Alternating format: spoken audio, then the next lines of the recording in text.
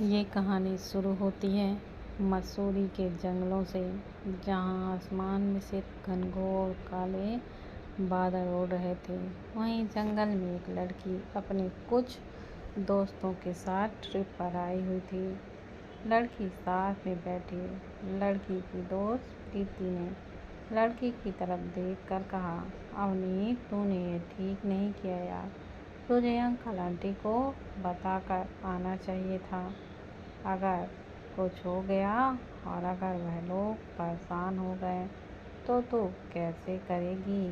अवनी, जो कि वहाँ पर बारबेक्यू करने के लिए आग और चिकन में मसाले डाल रही थी, वो अपनी आंखें छोटी करके अपनी दोस्त प्रीति से बोली, तू ना अपना ये सड़ा हुआ सा मुँह बंद करके रख, तेरे लिए अच्छा होगा।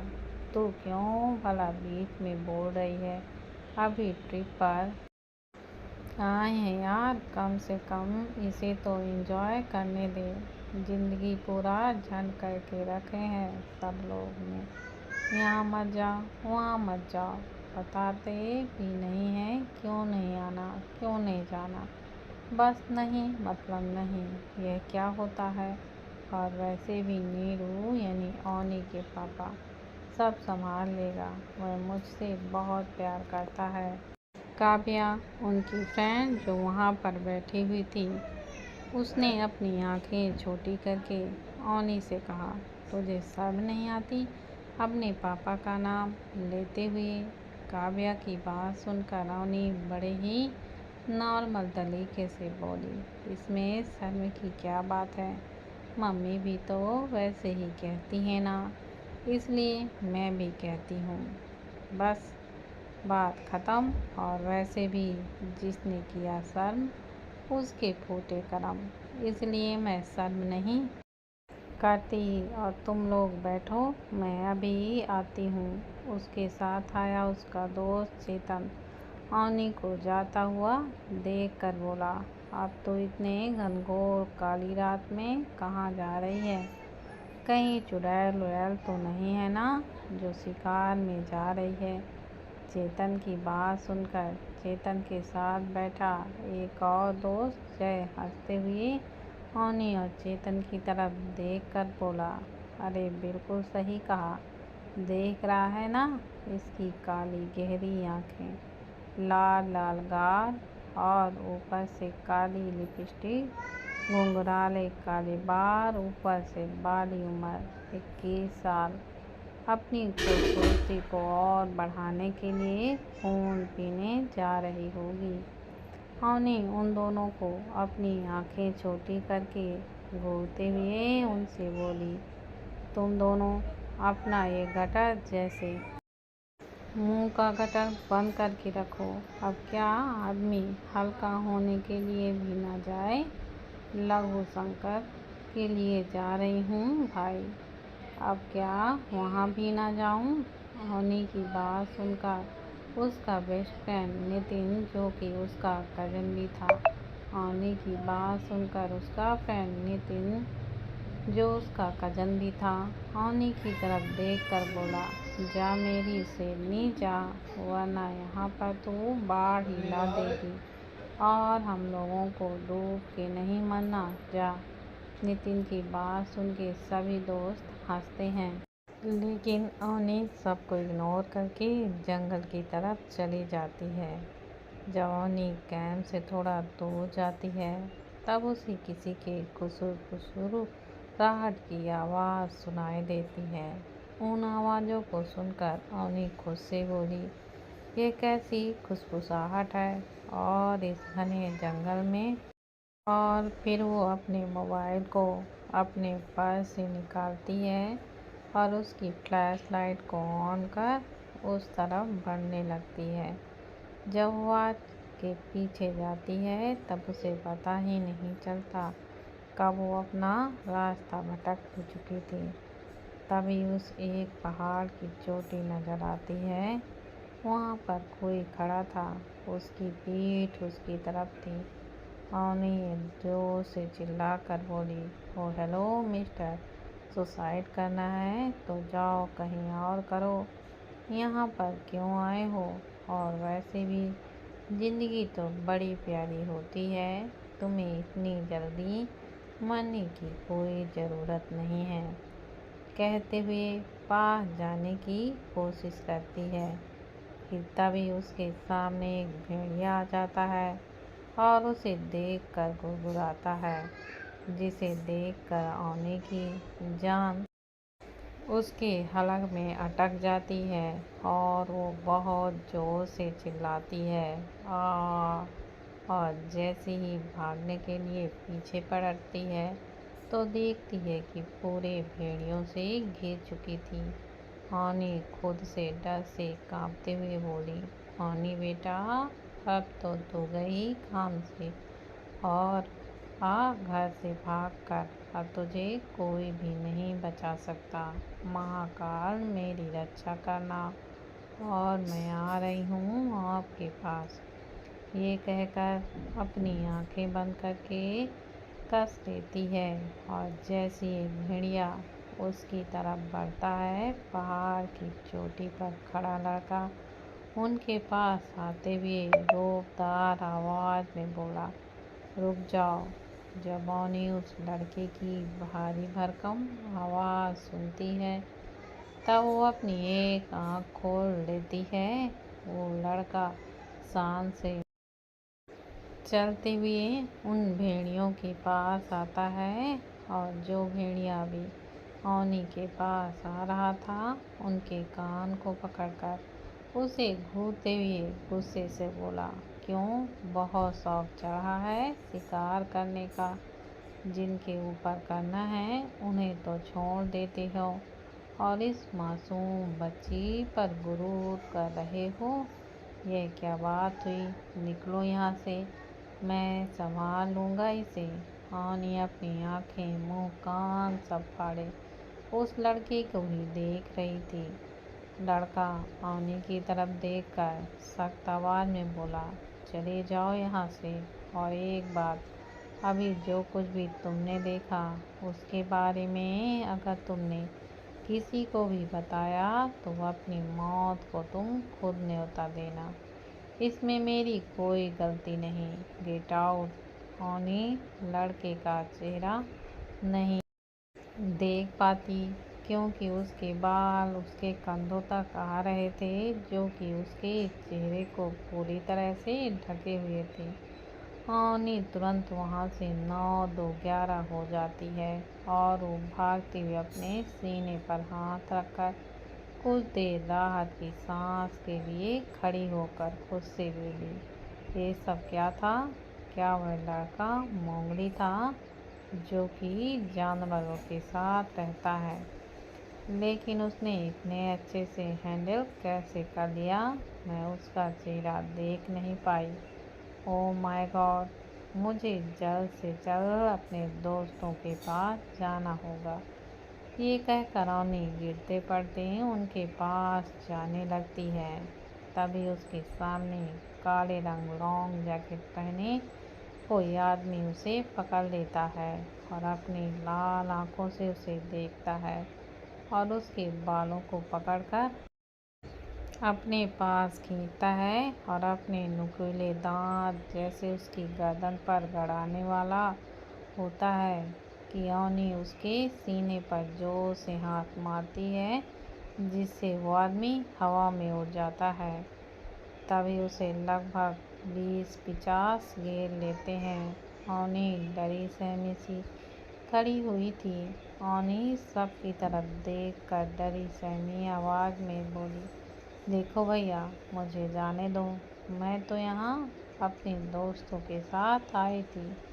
अगर आप लोग कहोगे तो हम लोग अभी यहाँ से चले जाएंगे, लेकिन मुझे जाने दो। मेरे माँ पापा की मैं इकलौती औलाद हूँ। अगर मैं मर गई तो वह दोनों बिना बच्चे के हो जाएंगे और आपको तो पता होगा ना बच्चे कितने इम्पोर्टेंट होते हैं माँ बाप के लिए। मैं आज के बाद उन्हें बिना बताए कहीं भी नहीं जाऊंगी। प्लीज़ आप मुझे छोड़ दो। वह बक बक करे जा रही थी, तभी 5 पिशाच, जिनके दांत लंबे और नाखून बहुत डरावने थे, वो ओनी के पास बढ़ता है।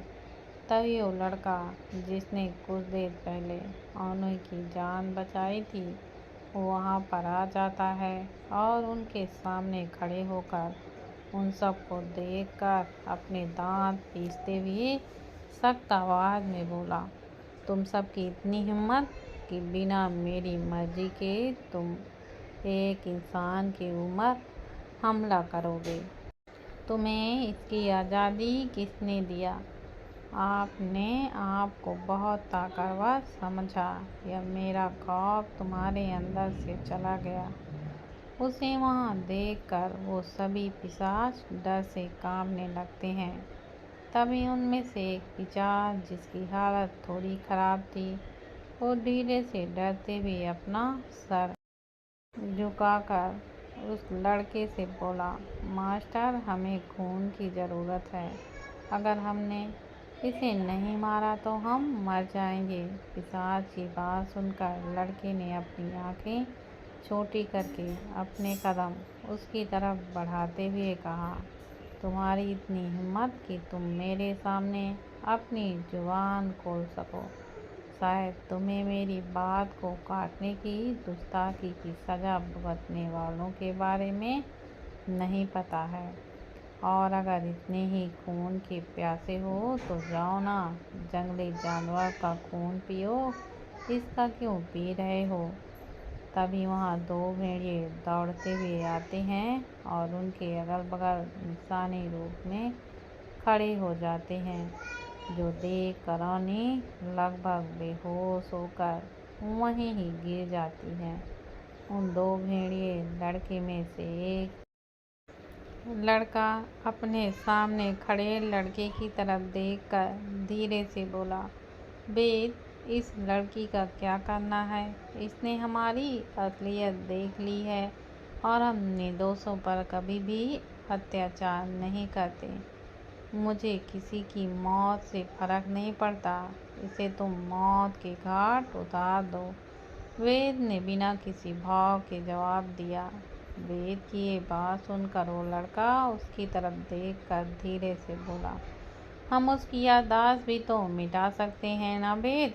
वेद अपनी आंखें छोटी करके बोला, क्यों, तुम्हें बड़ा दया आ रही है उसके ऊपर?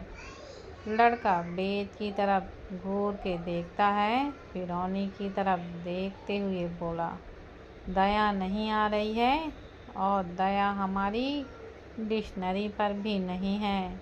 मैं तो बस इसलिए कह रहा था क्योंकि ये लड़की अपने दोस्तों के साथ यहाँ आई है। अगर इसे कुछ हो गया तो सभी परेशान हो जाएंगे, इसलिए मैं इसे वापस कैंप पर छोड़कर आ जाता हूँ।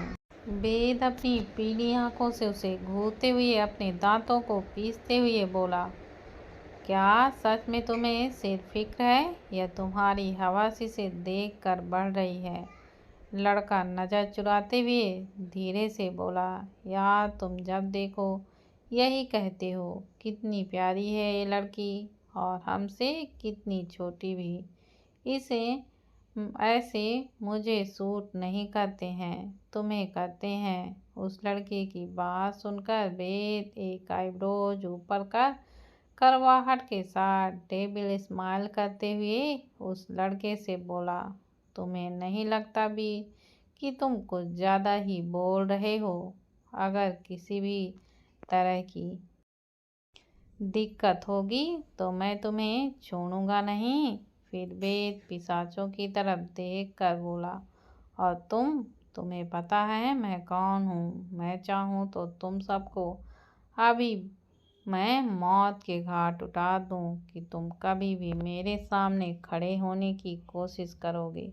दफ़ा हो जाओ यहाँ से, कहकर चिल्लाता है। वेद की डरावनी आवाज़ से सभी पिशाच धुआं बनकर उड़ जाते हैं और वीर जल्दी से ओनी को अपने बाहों में उठा लेता है और जाकर तुरंत ओनी को कैंप के पास छोड़ कर आ जाता है। नितिन, चेतन और बाकी उसके दोस्त उसे ही खोज रहे थे। जब वो लोग देखते हैं कि अवनी बेहोश पड़ी है तो वो सभी जल्दी से उसके पास जाते हैं और नितिन उसे अपनी बाहों में उठाकर अपने कैंप की तरफ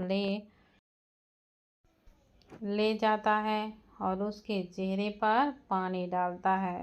तब जाकर अवनी को होश आता है और अवनी डर से जोर से चिल्लाती है, भूत भूत। वह बहुत ज़्यादा डर गई थी। नितिन अवनी को शांत कराते हुए बोला, क्या हुआ, तुम इतना डर क्यों रही हो? और ये भूत भूत क्या है? भूत भूत कुछ नहीं होता, समझी? अवनी डरी हुई नजरों से नितिन और बाकी सभी को समझाती हुई बोली, तुझे पता भी है मैंने क्या देखा?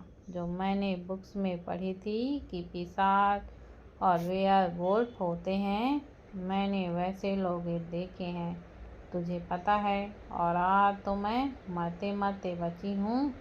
एक लड़का मुझे सिर्फ उसकी आंखें देखी पीली आंखों और एक लड़का तुरंत भेड़िए से इंसान बन गया। मुझे तो लगा आज मैं मर ही जाऊंगी, लेकिन मैं यहाँ कैसे, मुझे पता नहीं। प्रीति और काव्या उसकी बात सुनकर हंसने लगते हैं। काव्या हंसते हुए अवनी से बोली, हाँ हाँ, तू पागल हो गई है क्या? ये सब कुछ नहीं होता, समझी? ये सिर्फ कहानियों में होता है और आजकल तो कुछ ज़्यादा ही भूतिया मूवी देखने लगी हो, इसलिए तुझे ऐसा लग रहा है। और मुझे नहीं लगता कि तेरी तबीयत ठीक है, तो हम लोग कल सुबह ही दिल्ली के लिए निकल रहे हैं। काव्या की बात सुनकर सभी उसके हाँ में हाँ मिलाते हैं। अवनी काव्या की बात सुनकर अपना सिर ना में हिलाते हुए बोली, मैं नहीं जा रही दिल्ली।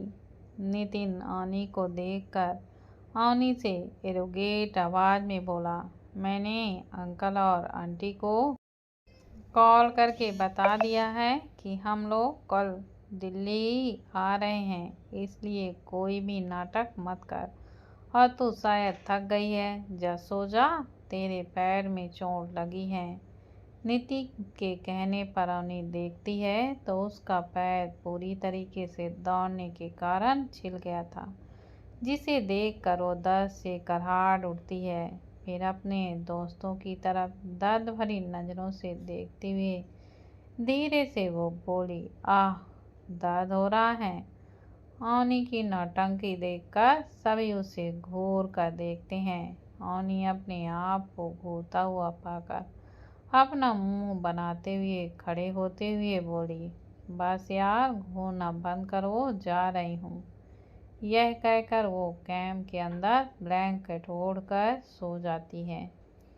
नितिन बाकी दोस्तों की तरफ देखते हुए बोला, जाओ तुम सभी आराम करो, रात काफ़ी हो गई है। नितिन की बात मानकर सभी अपने कैंप में चले जाते हैं।